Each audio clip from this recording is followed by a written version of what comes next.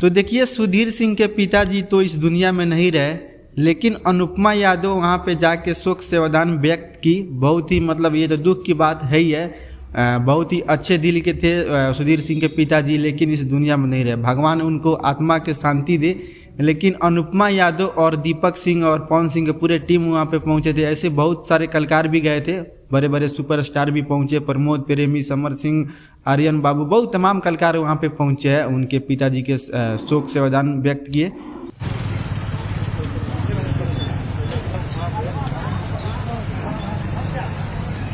तो ये अच्छा लगता है कि भाई भोजपुरी इंडस्ट्री में देखिए इनकी जो पहचान बनी है ना सुधीर सिंह की, बहुत ही अच्छे मतलब एक जो है बहुत ही अच्छे दिल के इंसान भी है सुधीर सिंह। सबके मतलब दुख सुख में भी साथ देते हैं और बहुत हेल्प भी करते हैं। लेकिन भाई अनुपमा यादव वहाँ पे जाके सबकी दिल जीत ली भाई, और बहुत ही दुख की तो बात है ही इसमें। लेकिन क्या करे यार, जिंदगी के कोई भरोसा नहीं है, कब किसने मतलब कहाँ चले जाए। भगवान की मतलब इसका कोई OTP नहीं आता है भाई कि मतलब सुधर जाओ चाहिए कर लो, इसका कोई OTP नहीं आता है भाई।